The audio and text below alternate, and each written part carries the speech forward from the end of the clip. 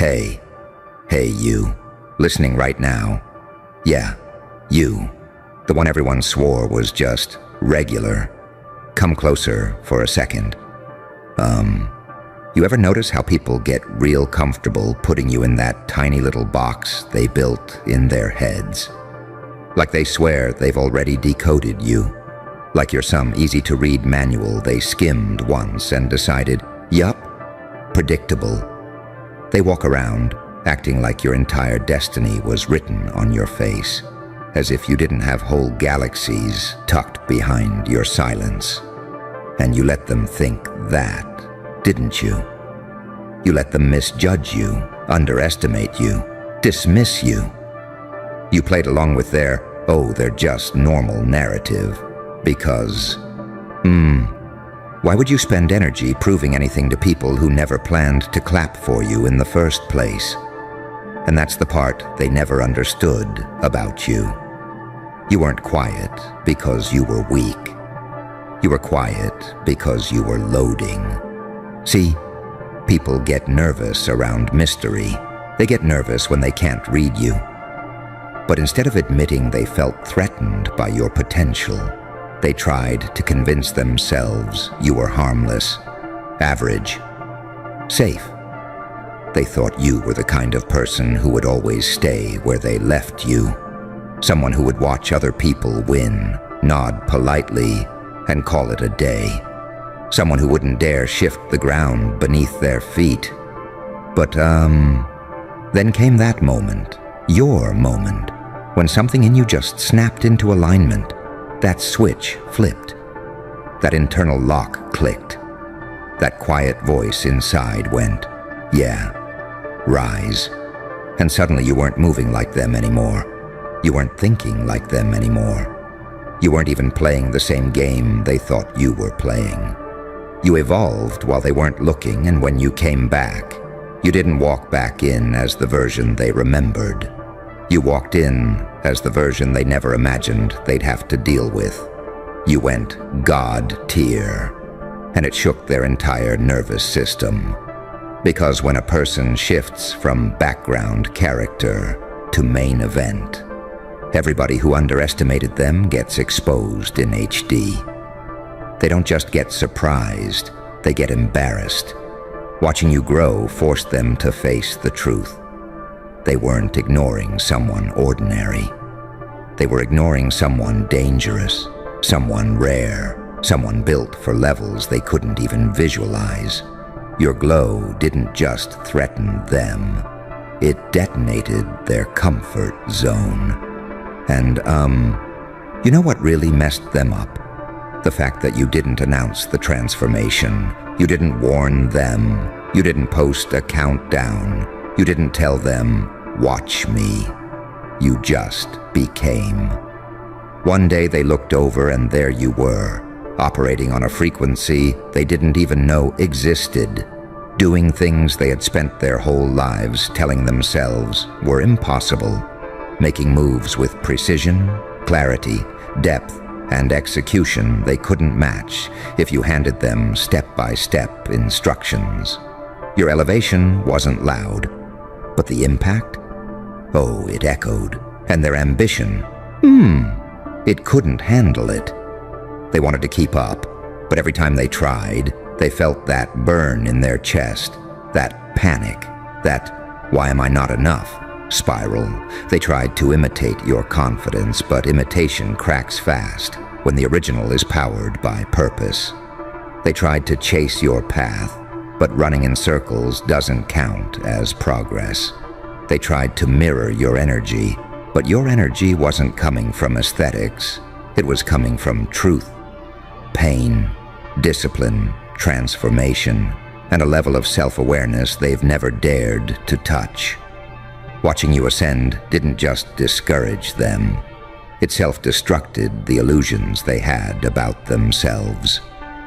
You became the walking contradiction to their excuses. You became the proof that the barriers they swore were impossible were actually just comfortable lies. You became the reminder that the only thing separating them from evolution was their refusal to confront themselves. And that's why they started acting weird, right? That's why the energy shifted. That's why the compliments got thinner and the shade got thicker. That's why people who never cared about your journey suddenly had a lot to say about your destination. Because when you went God tier, you forced them to face the one truth they never wanted to see. You weren't the one who was normal. They were, and they resented you for breaking that symmetry. See, people love fairness until the scoreboard flips. People love balance until they're the ones behind. People love we're all the same until one person in the room decides to stop shrinking. You stopped shrinking. And once you stop shrinking, once you stop apologizing for your potential, once you stop dimming your own light because someone else fears the reflection, there's no going back. You hit a tier of self-understanding that rewrites your entire internal code. You start seeing patterns, motives, strategies, and projections for what they are. You stop chasing approval from people who haven't grown since last decade. You stop negotiating your worth like it's a garage sale bargain. And they felt that shift hard. Because your transformation didn't just change your life. It changed the power dynamic. You became the storm they didn't prepare for. You became the chapter in their story they never wanted to read. You became the exception to every limiting belief they used to justify their own stagnation. And, here's the part that really stings them. You didn't even do it to beat them. You did it because you finally chose yourself. That's what God tier is, by the way. Not arrogance, not ego, not theatrics. It's clarity. Clarity that you're not here to match their expectations. Clarity that you're not here to audition for their approval. Clarity that your life is too big, too deep, too divine to be lived at the level of people who fear growth. And the moment you embraced that clarity, their ambition folded on itself like cheap paper in the rain. Because what's imitation next to authenticity? What's envy next to execution? What's noise next to transformation? Nothing. Absolutely nothing. You didn't become a different person. You became the person you were supposed to be all along. And everyone who underestimated you got front row seats to a revelation they didn't know they were paying for. And, the wildest part is that every step you took upward started exposing things you weren't even trying to expose. People began revealing their real intentions without you having to ask a single question. Their tone shifted, their energy stuttered, their confidence cracked a little every time you walked into a room, because they could feel it. This new version of you wasn't bending anymore. This wasn't the normal you they were banking on. This was the you that finally realized you didn't need anyone's permission to evolve. And once you started moving with that kind of internal authority, everything around you started rearranging itself. You ever notice that? Like you take one honest step into your own potential, and suddenly the air in your life changes. People who used to talk over you stop making eye contact. People who used to give you half respect start stuttering around their own words. People who used to laugh at your dreams get real quiet when those dreams start getting loud, because your presence started saying things before your mouth even opened. Your confidence walked in 3 seconds before your body did. Your energy wasn't asking for validation. It was commanding space just by existing. And the people who once thought they had you figured out didn't know how to handle that. They thought your glow-up would be cosmetic. They thought it would be surface level. They didn't expect a spiritual rewrite. They didn't expect a mental hard reset. They didn't expect you to rebuild yourself from the core outward, like you were installing an entirely new operating system. That's what God tier really is. It's when your mind stops playing on beginner difficulty, while everyone else is still bragging about beating the tutorial. You stopped checking who was watching, who was doubting, who was whispering, because you finally understood something they're terrified to admit. Your evolution isn't up for negotiation, and once that clicked in you, their world started glitching. Because the second a person stops needing external approval, the people who relied on controlling them lose all their leverage. Their ambition didn't just crumble, it malfunctioned.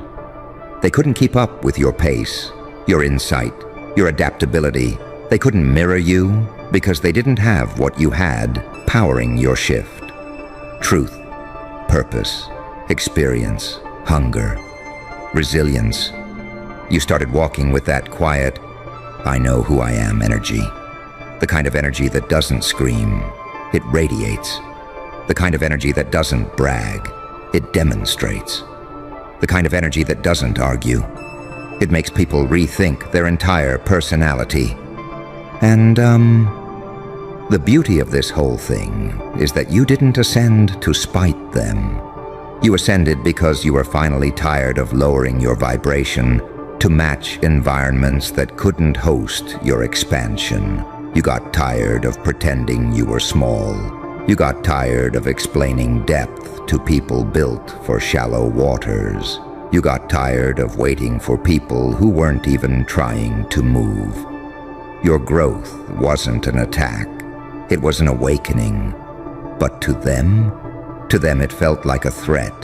To them it felt like betrayal. To them it felt like you broke an unspoken contract, the one where you stay beneath them to keep their insecurities warm. And that's why their ambition self-destructed the way it did. Because your rise didn't give them permission to stay the same. It forced them to confront everything they never had the courage to fix. Every excuse, every comfort zone, every lie they told themselves to avoid change. Watching you elevate was like watching their reflection age 10 years in 10 seconds. It was like someone pressed skip on their self-delusion playlist. It was like life itself tapped them on the shoulder and whispered, "Look, this is what you could have been if you didn't run from your own potential."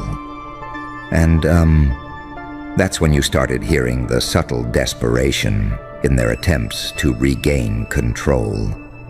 The little jabs disguised as jokes, the backhanded compliments, the sudden urgency to correct you, the quiet hope that maybe, just maybe, you'd slip back into the version of yourself that was easier for them to digest. But you didn't. You kept rising, not loudly, not aggressively, just consistently. And nothing terrifies a stagnant mind more than consistency. Nothing rattles an insecure person more than someone who just doesn't stop. Nothing scrambles a jealous spirit more than someone who levels up again and again without making noise about it. Your existence became the reminder they tried to avoid.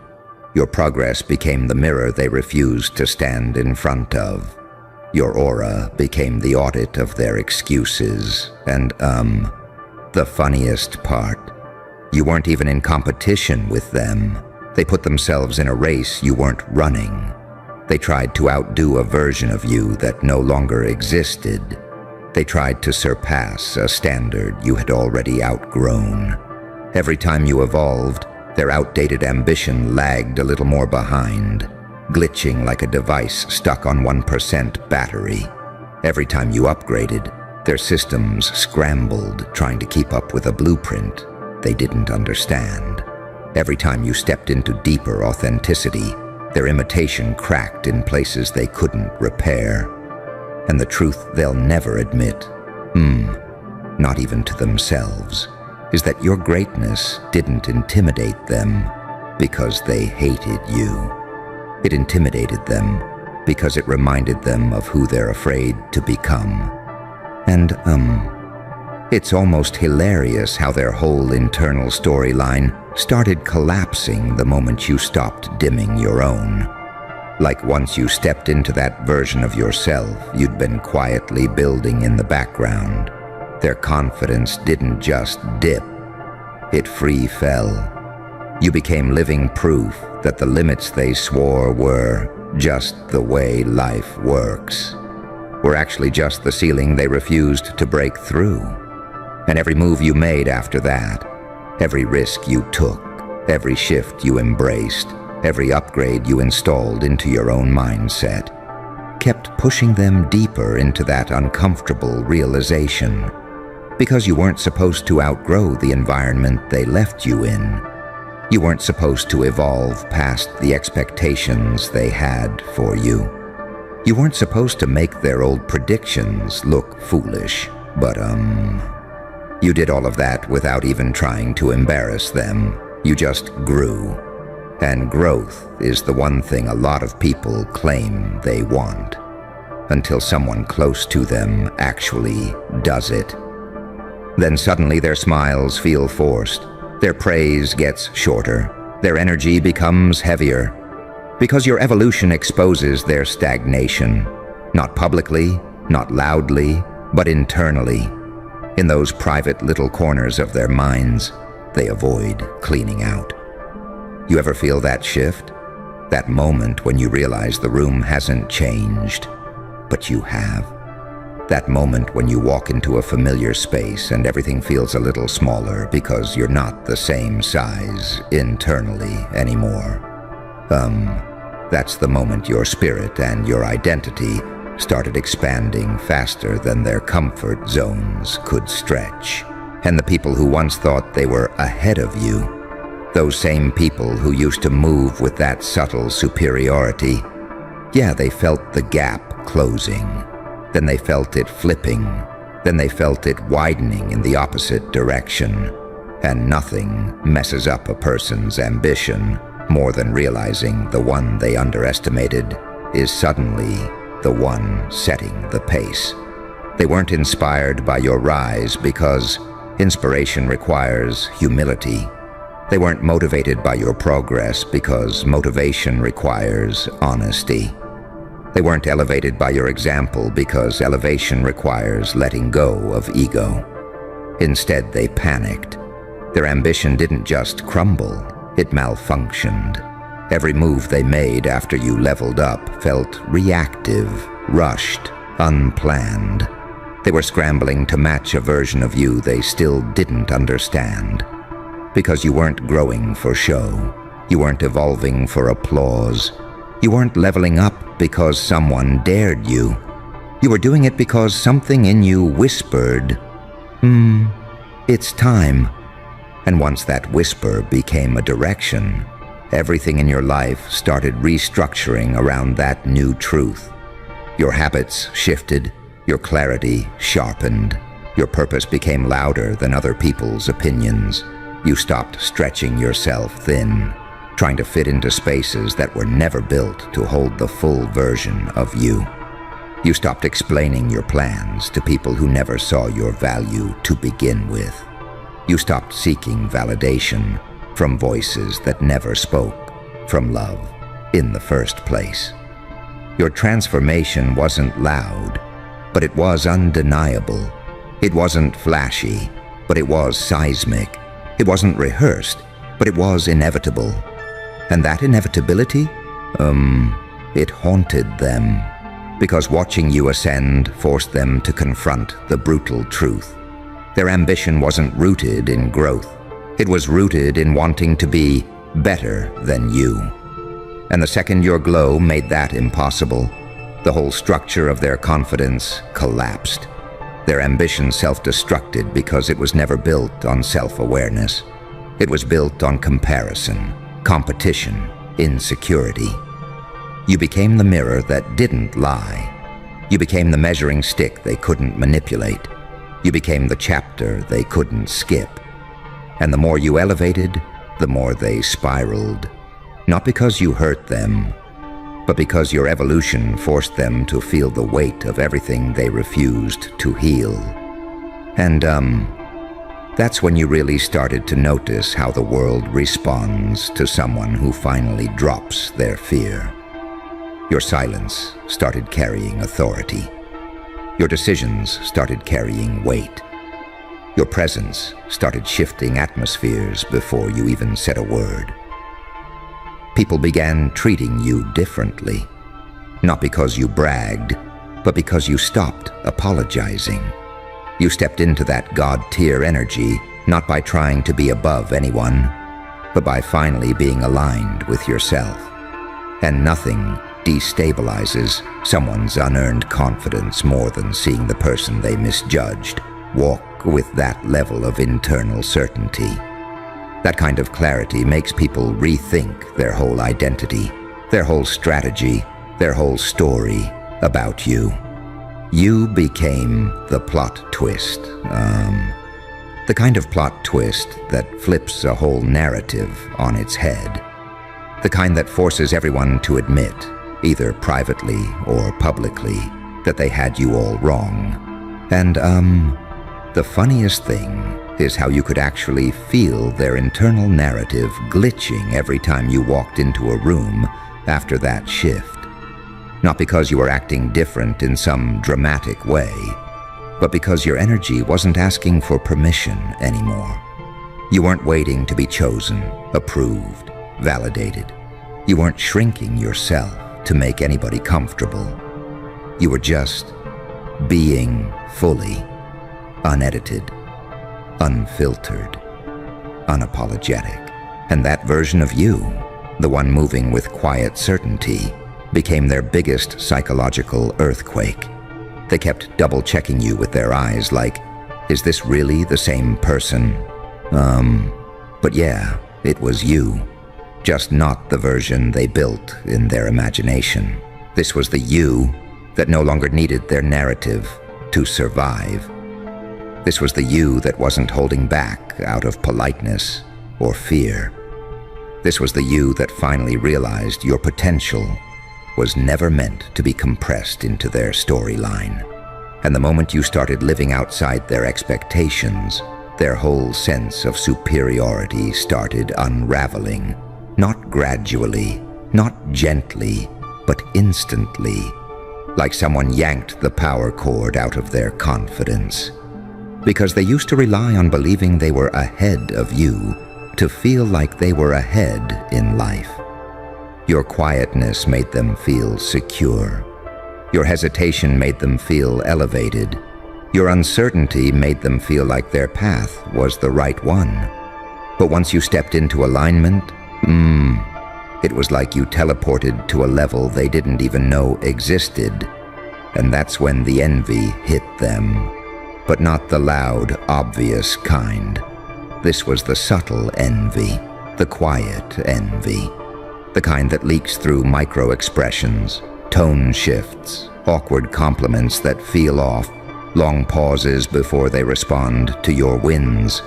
Because deep down, they weren't comparing progress anymore. They were comparing identity. And identity is a battle they couldn't win. Your internal world expanded faster than their imagination. Your decisions started coming from depth instead of fear. Your moves started coming from conviction instead of needing approval. And every time they tried to imitate that confidence, it cracked in their hands like cheap glass. Because your rise wasn't a performance, it was a metamorphosis. And, here's the part nobody tells you.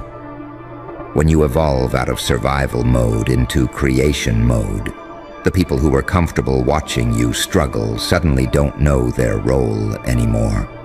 They don't know where to place you in their hierarchy because you're not playing the same script. You're not reacting how you used to. You're not giving them access to your insecurities. You're not predictable.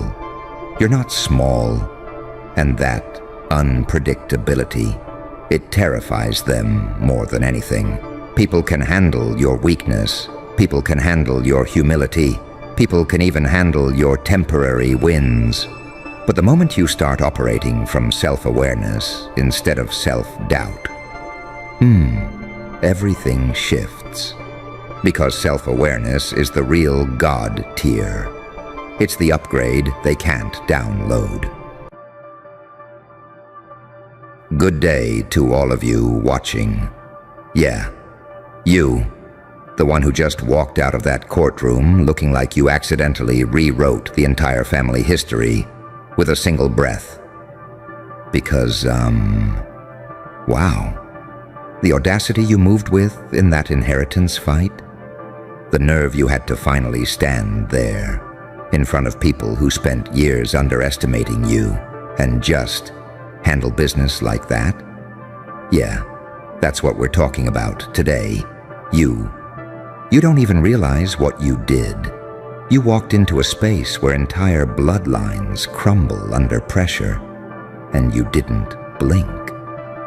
You walked into a war disguised as a legal proceeding, a place where every relative pretended to wish you well, while drafting emotional hit pieces in their head, and you kept your cool. And, the judge, yeah, in awe. Not because you had the loudest voice, not because you had the fanciest lawyer, but because you walked in with that quiet, razor-sharp confidence that only comes from surviving things nobody else knows about. See, people don't get it. They look at the outcome, family in ruins, and they whisper like you caused some grand catastrophe. But deep down, you know the truth.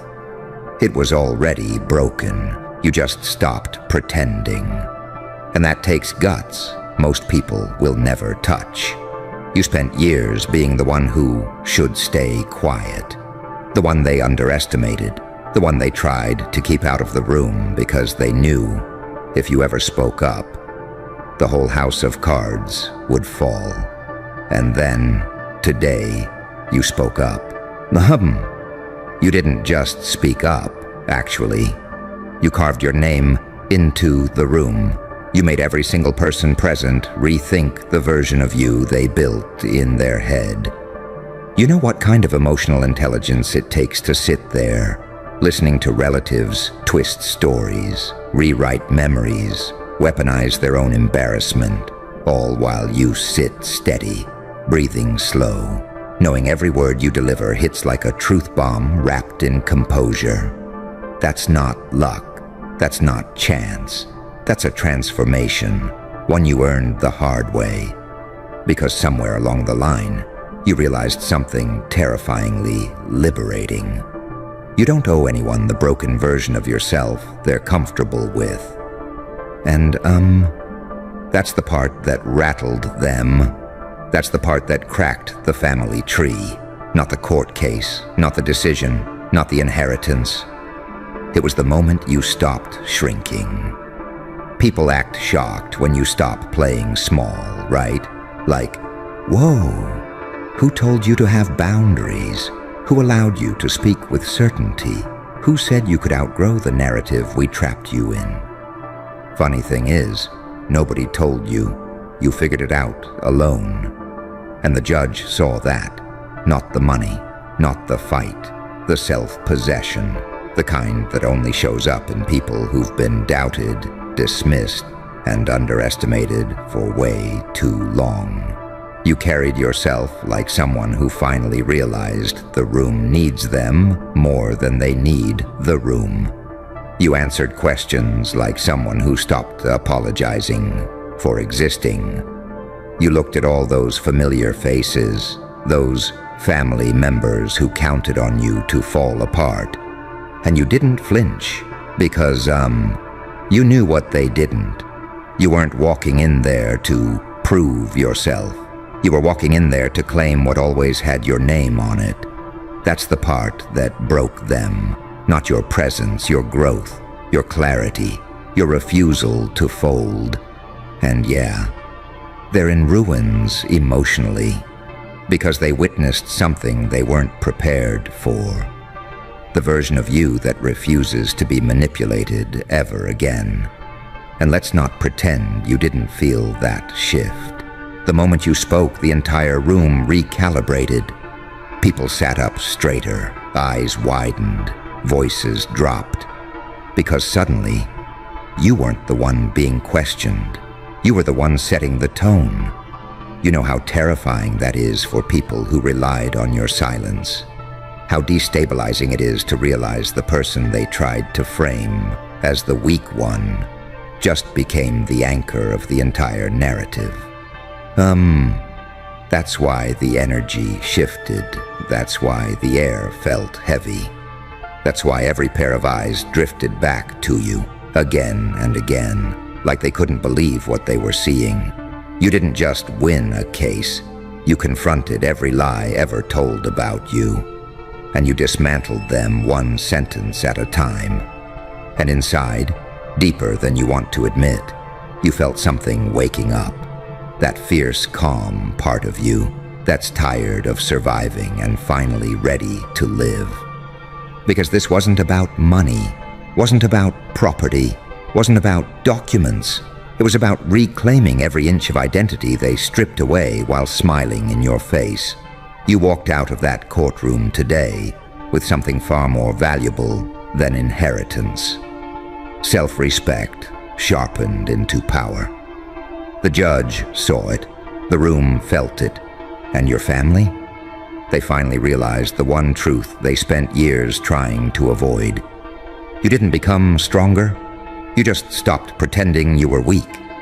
And once a person reaches that point, once they taste that level of self-possession, that depth of emotional armor, that clarity of, I'm done being underestimated, there is no version of reality where they ever go back to being small. Right. Because, you could feel it the second you stepped into the hallway afterward. That weird mix of silence and shock following you like a shadow that finally realized it can't overpower the person casting it anymore. You didn't rush. You didn't scramble. You walked with that steady, grounded rhythm that only comes after someone has finally reclaimed territory inside themselves that was stolen a long time ago. And people noticed. Oh, they noticed in that uncomfortable, throat-tightening way where they don't even know what to say. Because anything they say would expose the version of you they were secretly hoping would fail. But you didn't give them that version. You gave them the you that's been slowly forming in the background, quietly absorbing every betrayal, every side-eye, every snide family comment dressed up as concern, every whispered conversation you weren't supposed to hear, every moment they thought you'd fold, all of it, layered into the backbone you walked in therewith. And the wildest part? You didn't even raise your voice. You didn't have to.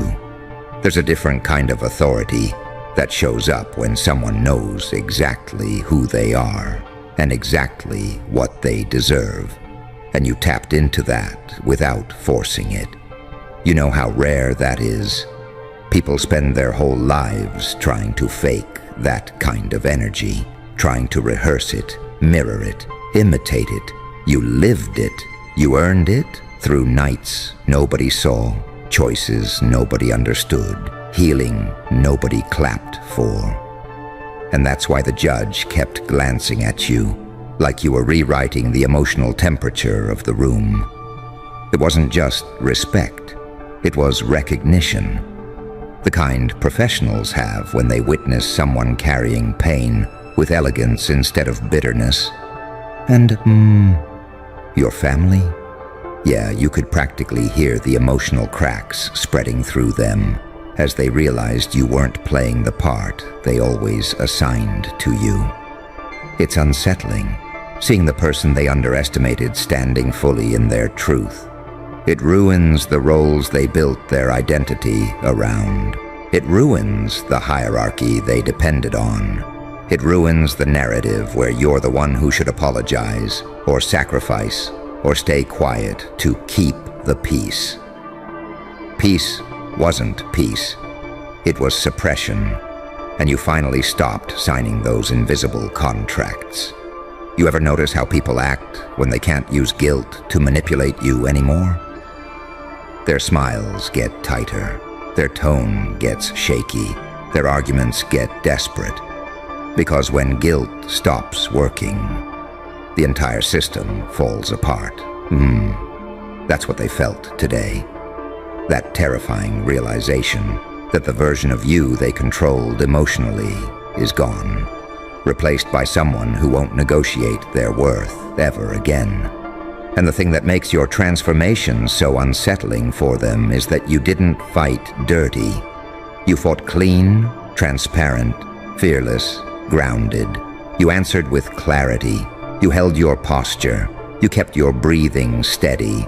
You showed emotional intelligence they never expected because they mistook your compassion for fragility. But compassion is not fragility. Compassion with boundaries is power. And that's what you walked in there carrying like an invisible crown. And, you could feel it too, right? That subtle hum under your skin, like some deeper part of you was waking up, stretching, reminding you it's been here the whole time. You just weren't allowed to meet it. The courtroom didn't build that strength. It just exposed it. It forced the real you onto the stage, the version of you that doesn't scramble for validation or shrink for anyone's approval.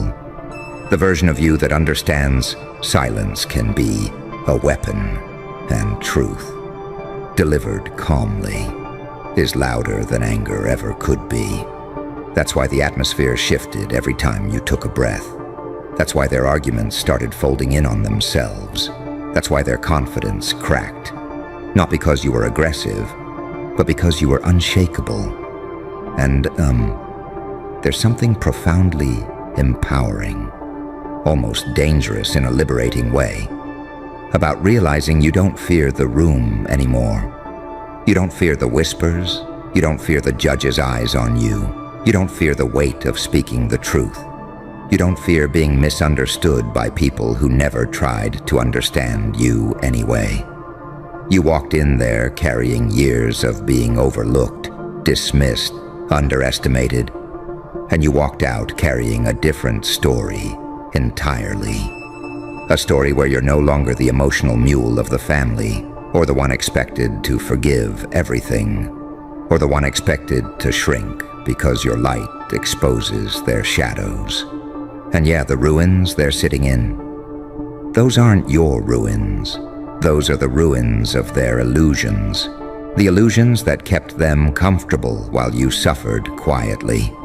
The illusions that helped them sleep at night while you tried to rebuild yourself from scraps they didn't even know they broke. You didn't destroy anything. You revealed everything. And, once a person reveals the truth with that level of courage, once they understand their own power in a room filled with people who tried to strip them of it, once they stand tall, with nothing but their integrity holding them upright, there's no version of the story where they ever go back to pretending they're powerless.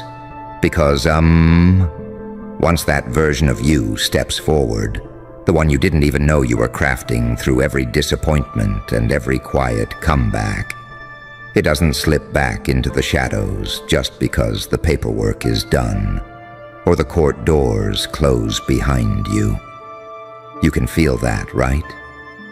That steady pulse under your ribs, like your own spirit tapping you on the shoulder, saying, "Yeah, that was me. I've been here." You finally listened. And you're walking through that hallway, those cold tiles, that weird echo as you move, while every relative pretends not to look at you, even though their eyes keep flinching in your direction. Because, they don't know what to call you anymore. They can't call you the weak one, can't call you the quiet one, can't call you the easy-to-guilt one.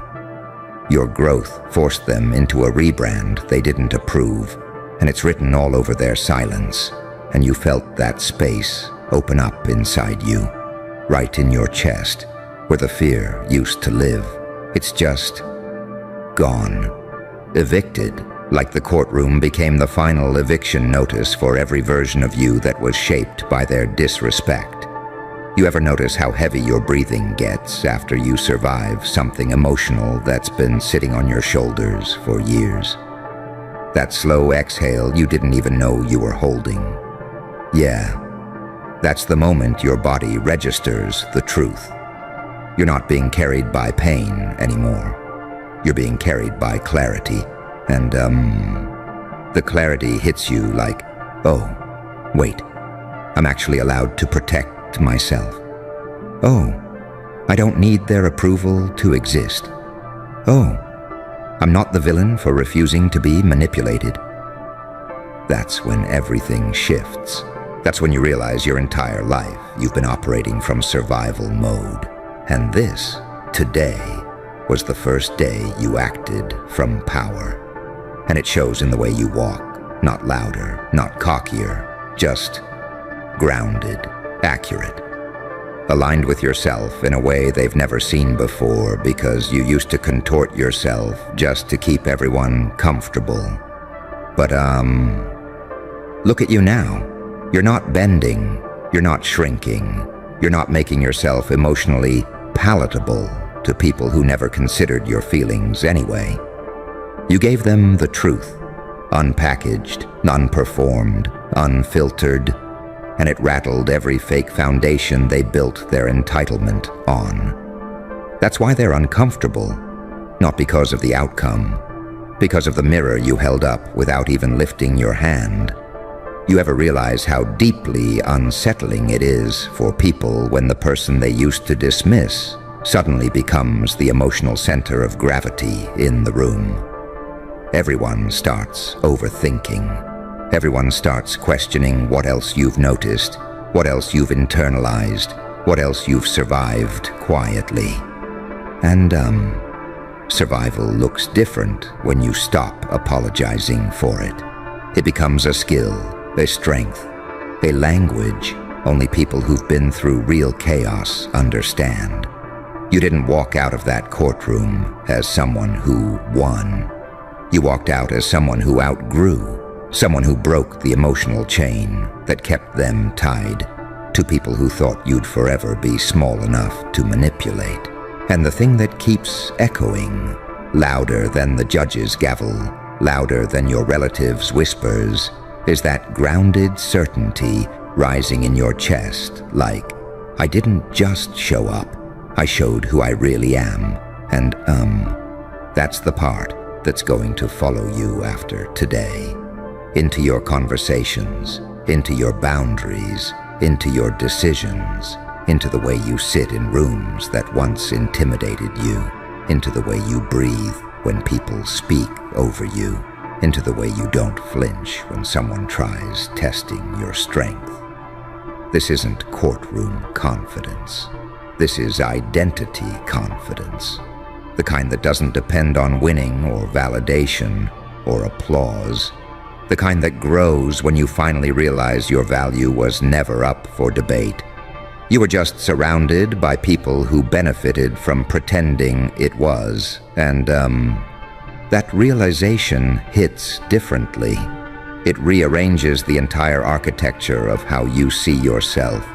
It strengthens your voice without raising its volume. It steadies your hands without forcing a performance. It softens your heart without making it vulnerable to the same old wounds. You're not the same person who walked in earlier. You feel it. Anyone watching you feels it. Even the people pretending not to watch feel it. There's a stillness in you now, but not the quiet of suppression. The quiet of someone who finally knows their own power and doesn't need to announce it. And, that's the version of you that's stepping into the next room, the next conversation, the next chapter, carrying a level of emotional authority that can't be faked, borrowed, or stolen. Because, you can feel that edge forming inside you, right? Not an angry edge, not some wild chaos. You're past that. This is that animus morphosis level clarity, the kind that comes after you've stared down the whole room and realized nobody in it can control you anymore. It's subtle at first, almost like a vibration under your skin, this awareness that you're finally awake. Not in the dramatic way people romanticize, but in that painfully honest way where you look at your past reactions and think, wow, I was holding back a version of myself they weren't ready for. And stepping out of that courtroom, every step you take feels like it's carrying a new directive written into your bones. The directive that says you're done performing for people who never cared whether the performance drained you. You ever notice how the world looks different the moment you stop needing approval? Colors feel sharper. Voices sound smaller. Your own thoughts finally have space to stretch out and breathe. That's what's happening in you. That emotional oxygen you've been starving for, you're finally inhaling it without guilt. And your family, standing there in their shock, pretending to scroll through their phones or shuffle papers they don't even understand. They feel it too. They feel that shift, that heavy realization that you're no longer the emotional sponge they once wrung dry. Their eyes couldn't meet yours for more than a second.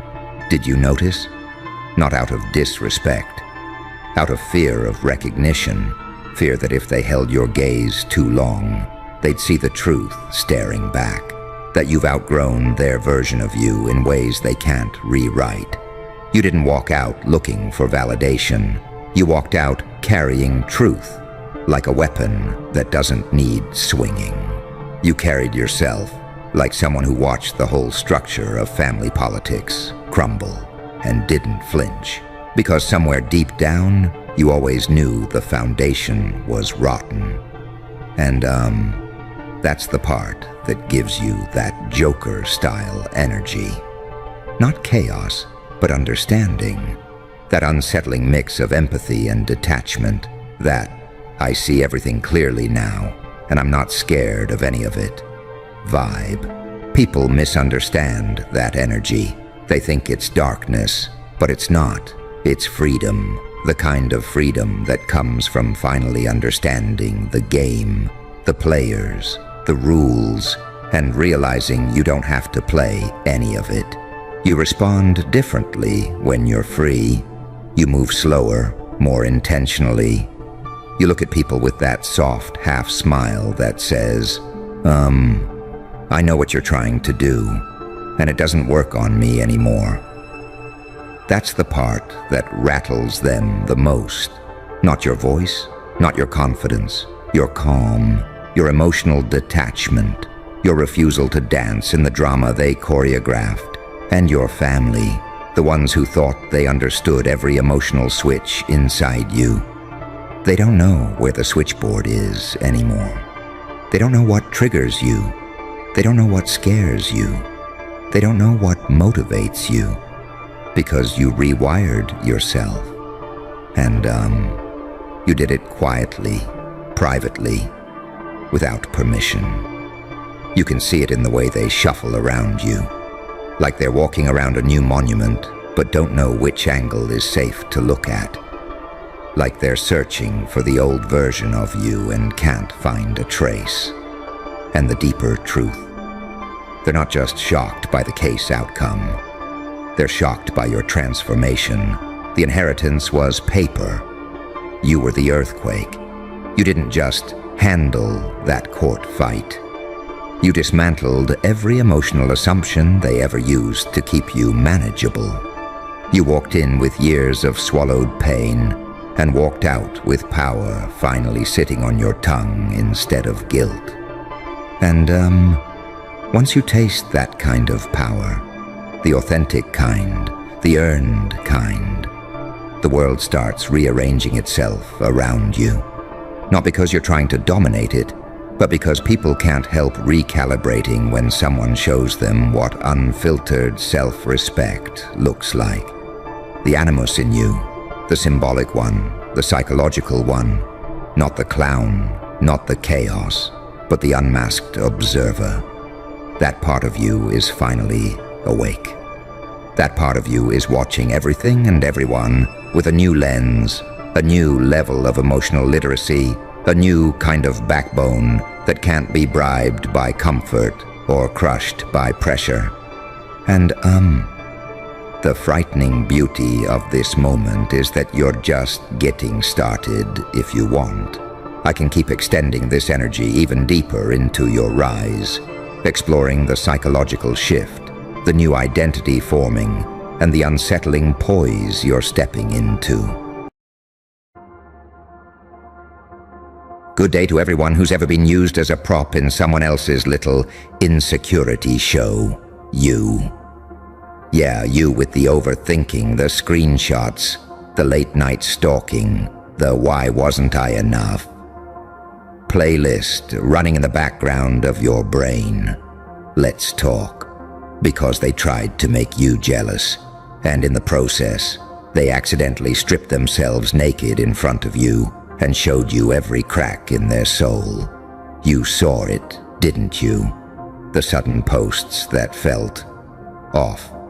The forced smiles, the weird happy pictures that looked more like proof than joy. The look how fine my life is now, stories that just happened to go up right after they saw you online. And you took the bait, at least at first. You stared, you zoomed, you analyzed every pixel like it was some divine message from the universe. You checked who liked it, who commented, what they wrote, how long it's been since they replied to you. Your chest was tight.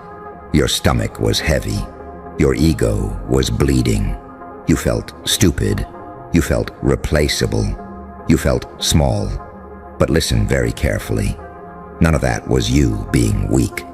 That was you being human and them being exposed. Because only someone who's terrified of losing you, only someone who's secretly convinced they're not enough, only someone who feels small next to you, goes out of their way to build a whole circus just to get a reaction from you. Think about how wild that is. They didn't move on quietly. They didn't heal privately. They didn't grow, reflect, and disappear into their own journey like a mature adult. No, they curated. They staged. They picked angles, filters, captions, timings. They made sure it would accidentally show up where you'd see it. They performed. Who does that? Someone who's threatened by you. You see, people who are actually secure don't need to make anybody jealous. They're too busy being happy for real. They're too busy living, not broadcasting. They don't play little games like, let me show you what you're missing, because they don't need you to feel like you lost. They don't need you to see them as upgraded. They don't need the scoreboard. Only the insecure keep score. So when they posted that new relationship, that party, that glow up, when they flaunted that new person with you still watching, when they said those little things designed to sting your pride, they weren't flexing their happiness. They were flexing their fear. You know the worst part? You believed them. You sat there thinking, wow, they really upgraded. Wow, they look so happy without me. Wow, maybe I really was the problem. Meanwhile, behind that screen, behind that fake flex, behind that new situation, they're asking themselves, did they see it? Did they watch my story? Why didn't they react? Why are they so quiet? Look at the power reversal. You thought you were chasing them, but they were refreshing their apps to see if you'd bite. You thought you were the loser, but they were the one who needed proof you were still emotionally attached. You thought you got replaced. But tell me this, if you're so irrelevant, if you're so easily replaced, if you're nothing now, why are they still performing for you?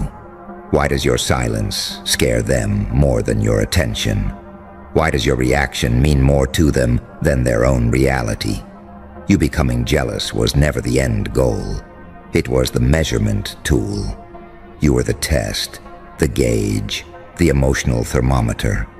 Do they still care? Can I still hurt them? Do I still have power? That's what they were really asking. And every time you spiraled, every time you stalked, every time you obsessively checked, you weren't just hurting. You were confirming to them, yes, you still own space in my mind. Listen, this is gonna sting a bit, but you need to hear it straight. You didn't just get hurt. You got manipulated. They took your heart, your loyalty, your sensitivity, and used it as a mirror to feel big. Because deep down, they feel small. Deep down, they feel unworthy. Deep down, they know what they did to you. They know they lied. They know they were hot and cold. They know they confused you on purpose. They know they played victim while inflicting damage. And people like that, they don't want accountability. They want validation. So instead of saying, I hurt someone good, I should be better, they say, watch how fast I can replace them. It's not about moving on. It's about winning. But here's where the game breaks. You're not actually a contestant. You were never supposed to be on that scoreboard. You are not their ex to beat. You are not their old chapter to overshadow. You are the entire book they're still mad they got written out of. They tried to make you jealous and accidentally showed how scared they are that you'll realize your worth. Because the second you realize who you are, this whole thing collapses for them. Think about this version of you for a second.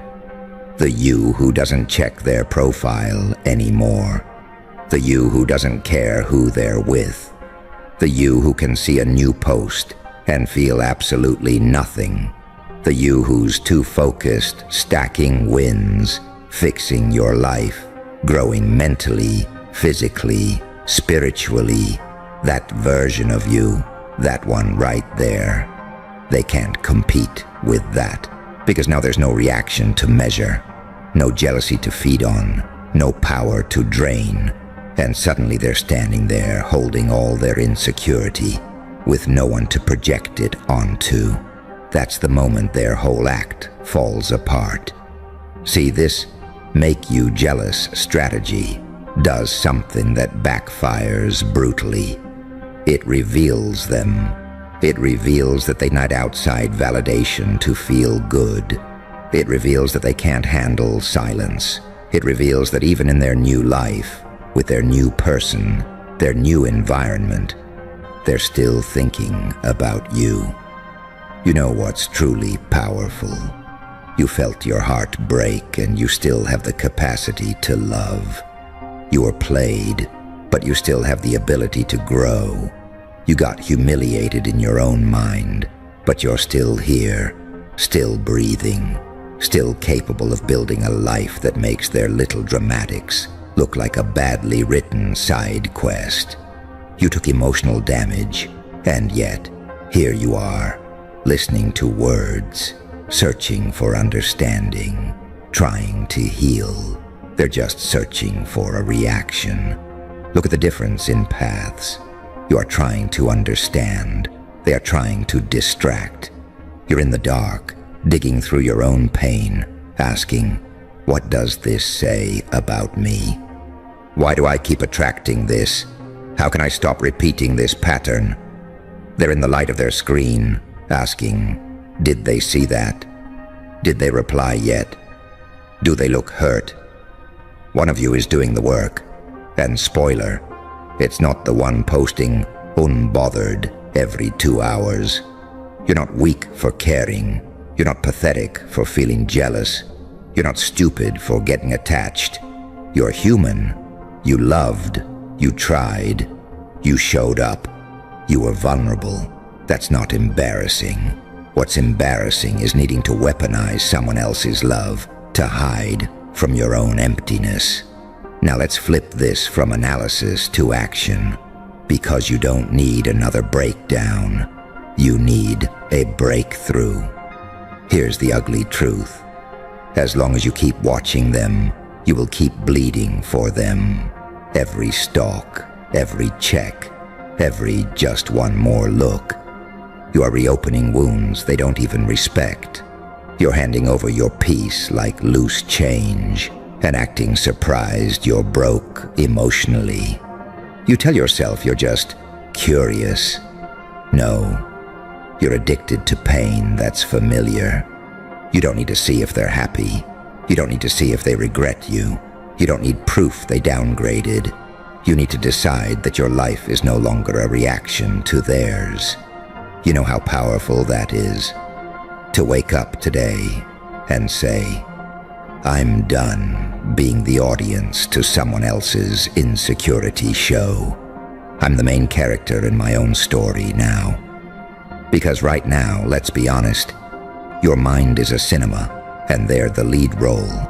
Their posts, trailers, their stories, new episodes, their new person, the replacement actor, and you're sitting there, front row, popcorn made of your self-esteem, watching, crying, overanalyzing.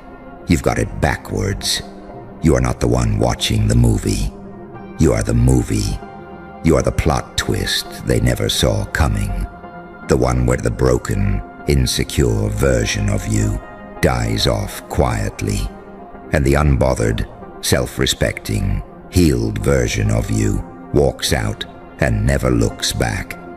Let's get practical for a second. Emotion without action is just a spiral. You want to really flip this? You want to really take your power back? Then do things that don't include them at all. Go to the gym and don't post it for them. Read the books and don't quote them for them. Fix your sleep. Fix your finances. Fix your discipline. Not so they regret losing you, but so you stop losing you. Because that's what this whole thing has really cost you so far, hasn't it? Not just them, not just the relationship. It cost you you, your joy, your presence, your self-respect. How many hours have you wasted lying there replaying conversations in your head? How many days have you mentally paused your life, processing what they did? How many times have you lowered your own bar, trying to understand why you weren't enough? Here's a harsh reframe. It was never that you weren't enough. You were simply dealing with someone who never felt like they were. You could have brought the sun, moon, and stars, and they would have still felt like a shadow. So they played dirty. They tried to trigger you. They tried to control the narrative. I left. I'm happier. I upgraded. But underneath all that noise is the quiet, inconvenient truth. If they were so healed, they wouldn't need you to see it. And if you were as worthless as they made you feel, they wouldn't still be working overtime to prove they're better without you. You don't prove you're over someone by performing. You prove it by forgetting to perform, not posting about them, not checking for them, not planning revenge glow-ups, just genuinely moving on. That's what you're going to build, not a fake life that screams, "Look at me now," but a real life that whispers, "I'm finally free." Free from their judgment, free from their scorekeeping, free from the version of you that was obsessed with being chosen. Because that's another thing you need to admit to yourself, right here. You weren't just hurt. You were craving validation. You wanted proof that you mattered. And when they withheld it, or gave it to someone else, it felt like your soul got ripped out. But your worth was never going to be delivered through their attention. It was always going to be decided by your standards. You know what a standard is? It's not just a preference. It's a line, I don't care how lonely I am, I'm not accepting this. I don't care how much I love you, I'm not tolerating this. I don't care how much it hurts, I'm walking away from this. That's power. Not posting a hotter selfie, not flaunting a rebound, not trying to make them jealous back. That's still you orbiting around their insecurity. That's still you playing the same dumb game. You don't need revenge. You need distance. You need to starve the connection. No likes, no views, no reactions, no unblocking, no late night, just wanted to check on you. You want to see their true character? Disappear. Don't slam the door. Just quietly walk away and rebuild. Watch how they react when the main source of their validation stops feeding them. Maybe they'll scramble. Maybe they'll love bomb. Maybe they'll mock you. Maybe they'll pretend they don't care. Doesn't matter. Because it's not about them anymore. It's about you finally stepping out of a role that has kept you small. The role of the person who takes all the emotional hits and still asks, "What did I do wrong?" You know what you did wrong? You thought love meant suffering. You thought attention meant worth. You thought their game meant your failure. But now you know better. You know that people who truly see you don't try to hurt you to feel big. You know that healthy relationships don't require you to compete with your own absence. You know that anyone who tries to make you jealous is just flashing the neon sign of their own insecurity. They tried to make you jealous. And that should be all you need to know about them. Not, how do I get them back? Not, how do I make them regret? Just, oh, that's who you are. Under pressure, under ego, under fear. That's how you treat people who loved you. Cool. Noted. Door closed. Now it's your turn. Your turn to stop scrolling through their life and start editing your own. Your turn to stop replaying old conversations and start rewriting your beliefs. Your turn to take all that jealousy, all that anger, all that heartbreak, and turn it into fuel. Fuel for your boundaries. Fuel for your standards. Fuel for the version of you that doesn't need anyone to feel chosen, because you already chose yourself. The next time you see something that was clearly designed to make you jealous, I want you to do this in your head. Don't say, "Wow, they look so happy." Say, "Wow, you're still that insecure." Not out of bitterness, but out of awareness. You're done romanticizing their behavior.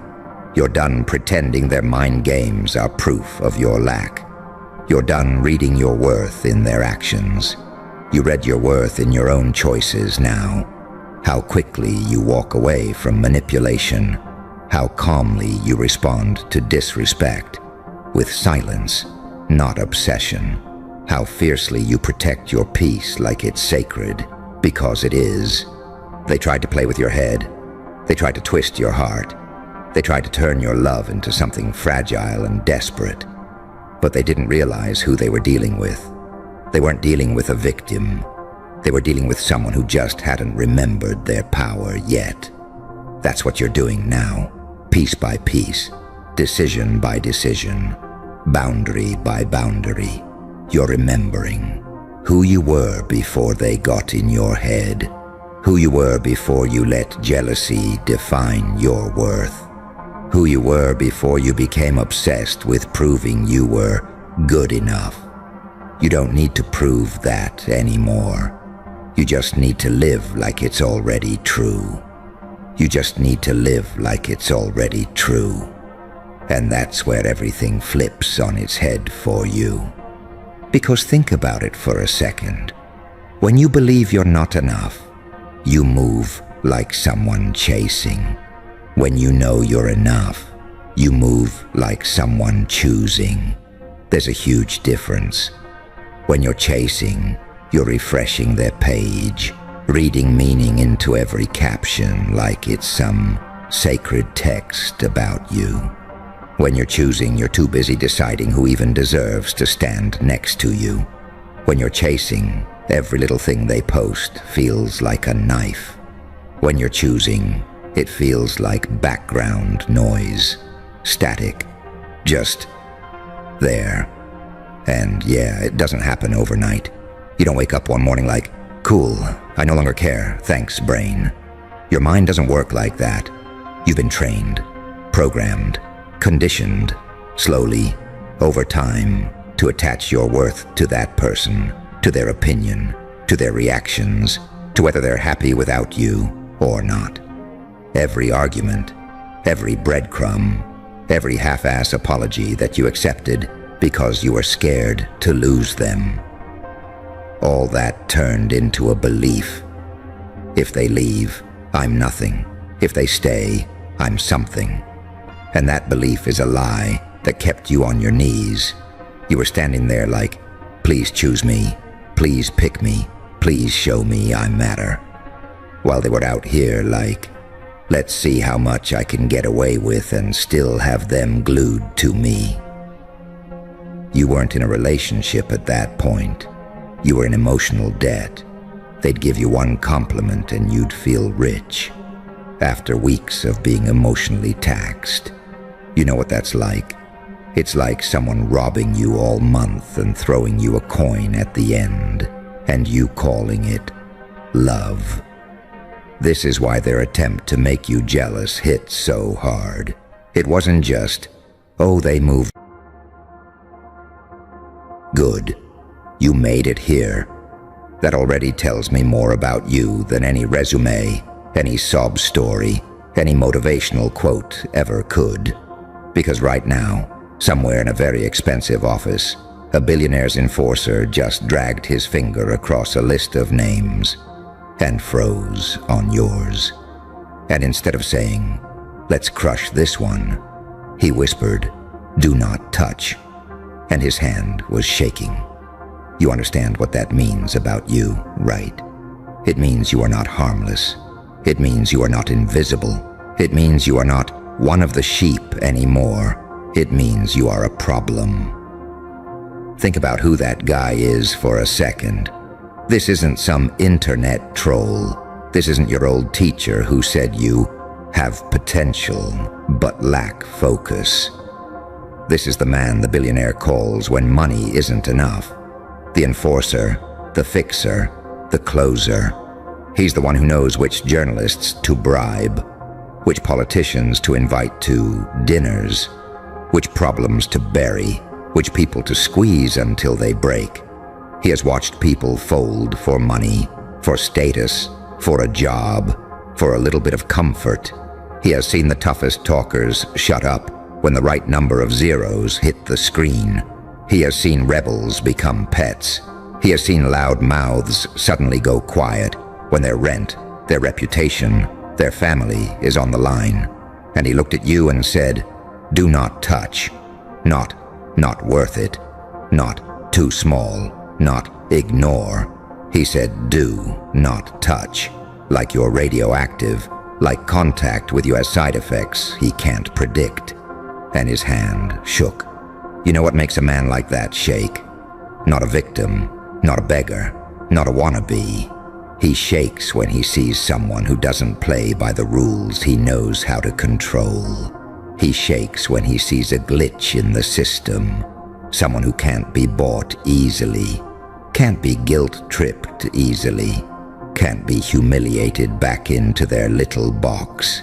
He's looking at your patterns, or rather your lack of them. He's thinking, why doesn't this one break where the others break? Why do they keep getting back up when statistically they should have stayed down? Who the hell trained this one? And he can't find the answer.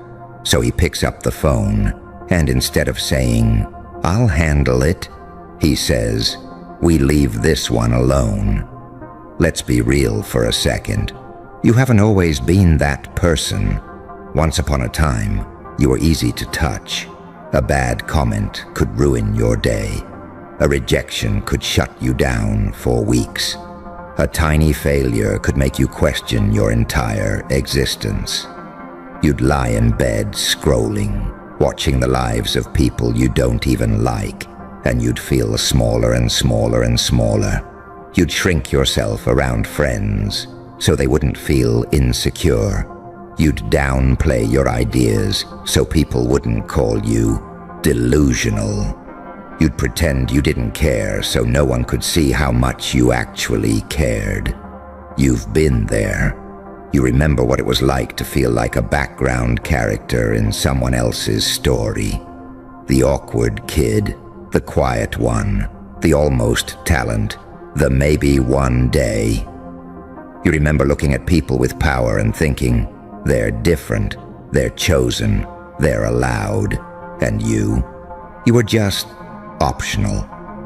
So how do you go from that to this?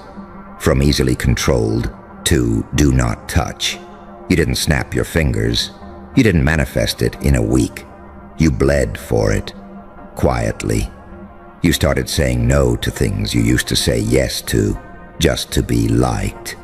You started getting up on days you didn't want to. You started taking hits and not broadcasting them for sympathy. You stopped worshiping their approval. You kept moving when nobody clapped. You kept working when nobody watched. You kept building when nobody believed. You learned to swallow embarrassment like pills. You learned to carry fear like a backpack, heavy but not stopping you. You learned to let your anger fuel your discipline instead of your self-destruction. You stopped asking, will they like me? And started asking, will this build me? That's when things started to shift. So slowly you almost didn't notice. You started speaking differently, less apologizing, more certainty. You started walking differently, less dragging, more intention. You started making decisions like someone whose time is expensive, even when your bank account said otherwise. You started telling yourself the truth. I'm lazy. I'm distracted. I'm addicted to comfort. I talk more than I execute. I use anxiety like a shield to avoid responsibility. You stopped sugarcoating your own bullshit. And once you did that, something terrifying happened. Their control over you started to die. You know what control looks like in this world? It looks like fear of losing your job, fear of being cancelled, fear of being alone, fear of disappointing your family, fear of not being normal enough. They dangle comfort in front of you like a leash. Be good, be polite, stay small, do what's expected, swallow your rage, pretend you're fine, smile on social media, don't ask for too much, don't question the script. That's how they touch you, without ever laying a hand on you. They touch your mind, they touch your self-worth, they touch your choices. But then you started bracking those pressure points. You stayed when it was awkward. You stood firm when it was easier to fold. You let people misunderstand you without chasing them down to explain yourself. You let some doors close and didn't beg for them to reopen. You didn't post a long explanation. You didn't ask permission. You just moved, and the system hates that. Now zoom out. Imagine this enforcer, this professional problem solver, this human firewall looking at you on his screen. He sees your file. He sees you didn't play by the usual rules. He sees you walked away from situations that would have owned most people. He sees you didn't cave when you were laughed at, didn't stop when you were ghosted, didn't disappear when you were broke, tired, or mentally spiraling. He doesn't see a perfect record. He sees scars, failed businesses, messy relationships, job rejections, nights you lost your mind in silence and still got up anyway. He sees volatility, not the stupid impulsive kind, the dangerous kind, the kind that comes from someone who has nothing left to worship but their own growth. And in his world, that is a nightmare, because you can buy a desperate person. You can manipulate a vain person. You can silence a comfortable person. But a person who decided deeply, I will not betray myself to make you feel safe. You can't predict that one. So he shakes and he flags you. Do not touch. Let's talk about why that phrase is such a big deal. Do not touch means engaging with you costs them more than ignoring you. It means your energy is not something they want to set off. It means your retaliation is not something they want to test. It means your growth curve is too steep and unpredictable. Do not touch means if we attack, they might come back harder. If we pressure them, they might expose us. If we try to manipulate them, they might walk and take others with them.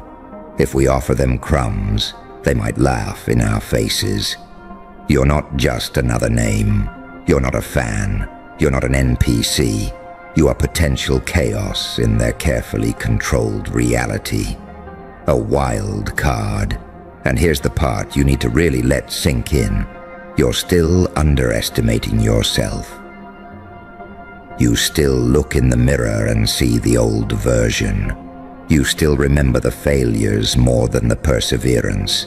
You still remember the humiliation more than the progress. You still replay the moments where you broke. But you forget the fact that you came back. You see the dents in your armor and think it makes you weak, while the enforcer sees the dents and thinks, oh, they've been hit before. And they're still operational. That's bad. You think your sensitivity makes you soft. He thinks your sensitivity makes you dangerous because someone who feels deeply and still moves.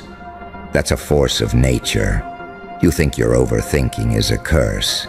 He thinks your overthinking is intel gathering. You think you're late. He thinks if they came this far on their own, what happens if they actually lock in? You think you're behind. He knows you're ahead of schedule. Look at your life. Look at how many times you should have broken already. Remember the moment your heart got shattered and you thought, that's it.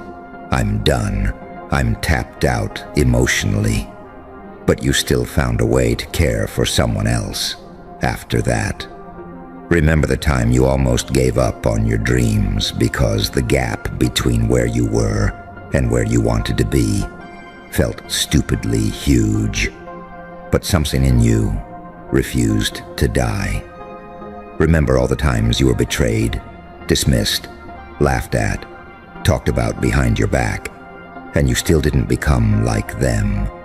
You didn't turn into a coward hiding behind sarcasm. You didn't become a hater on the sidelines. You didn't commit to a life of bitter smallness. You stayed hungry. You stayed curious. You stayed capable of love and rage at the same time. That's terrifying, because a person who has seen darkness and still chooses to build is not predictable. They're not programmable. They're not easy to own. Now let's hit you where it stings. You're still playing smaller than the fear you cause in that room. You're still dimming yourself. You're still delaying the work. You're still negotiating with your own greatness every day. You still talk like, one day when I have more money, one day when I feel ready. Meanwhile, the enforcer is writing, threat level, unknown, potential, high, status, do not engage. He is taking you more seriously than you take yourself. Think about that for a second. A man on a billionaire's payroll is factoring you into risk calculations. And you're still debating whether you're good enough to post your work, to launch that thing, to walk away from that dead situation, to demand more from your own existence. You see how insane that is? Let's drag this into your real life. No fantasy, no theatrics. You've got responsibilities, bills, people depending on you, a history of anxiety, overthinking, maybe depression, a long highlight reel of almosts and not quites, and you're actually really smart, but you've got a body that gets tired, a mind that betrays you some days, a past that whispers, "Don't try too hard, it's safer if you don't care." And still, you keep coming back to this feeling that you're meant for bigger pressure. Not because of ego, but because the small life hurts more than the fear of failure. It hurts you to play the background. It hurts you to listen to people with smaller vision tell you to be realistic. It hurts you to pretend mediocrity fits you. You know it doesn't.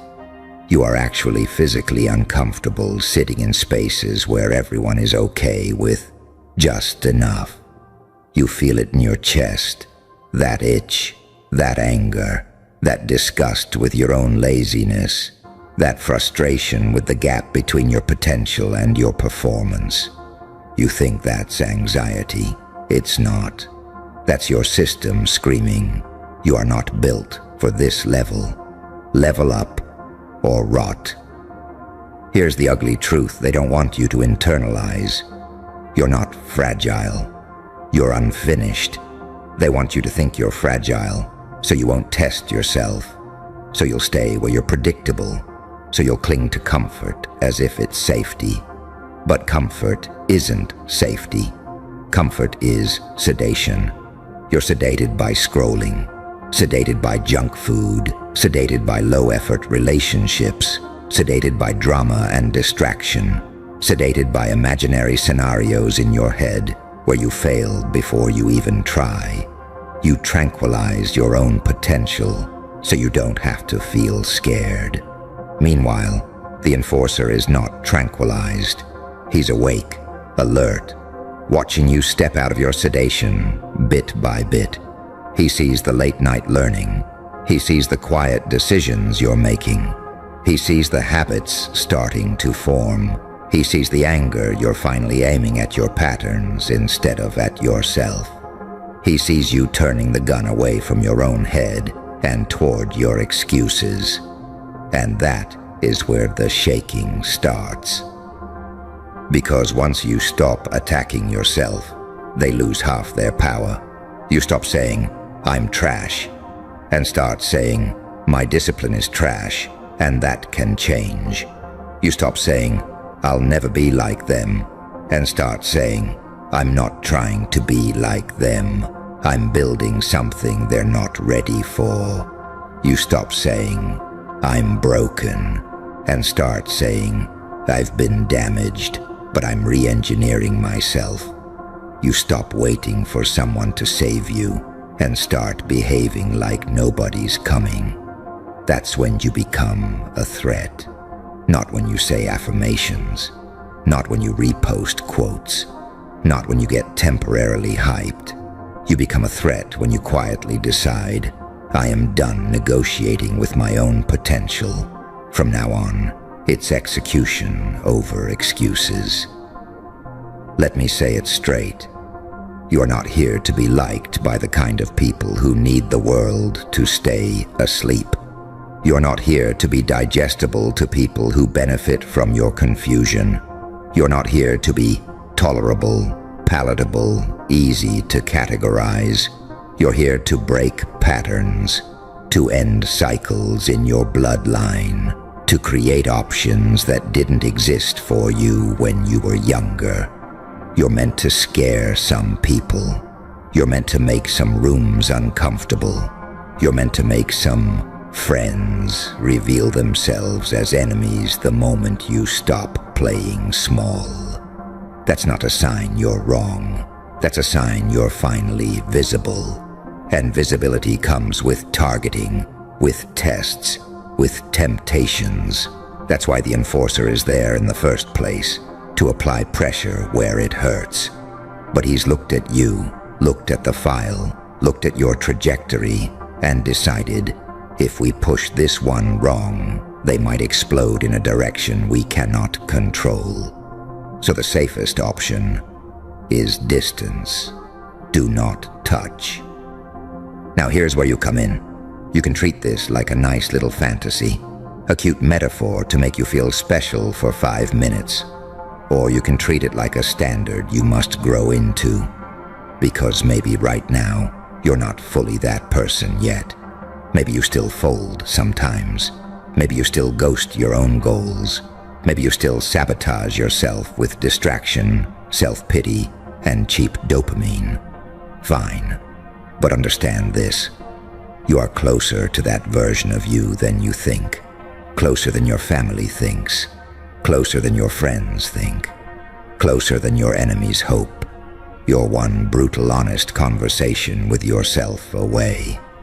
You're one, I'm done with my own bullshit away. You're one decision to stay consistent for the next year instead of the next 2 weeks away. And once you cross that line, you don't go back. You don't go back to begging for attention. You don't go back to explaining your value. You don't go back to proving you're not crazy for wanting more. You let your work talk. You let your presence talk. You let your results talk. You become the person who doesn't chase rooms. Rooms adjust when you walk in or you walk out. You become the person who doesn't need to scream they're dangerous. Your boundaries scream it for you. Your discipline screams it for you. Your lack of desperation screams it for you. That's the level where the calls are made behind closed doors, where your name comes up and people say, leave that one. Too messy if we try something. Too committed. Too unknown. Not because you're reckless, because you're aligned, because you finally stopped betraying yourself. So here's what you do now. You stop pretending you're harmless. You stop pretending you're stuck. You stop pretending you're weak. You acknowledge the reality. You scare people who plan on you staying small. You annoy people who depend on your self-doubt. You threaten people who are invested in your confusion. You are the variable they didn't prepare for, the product of pain they didn't track, the survivor of situations that should have swallowed you whole.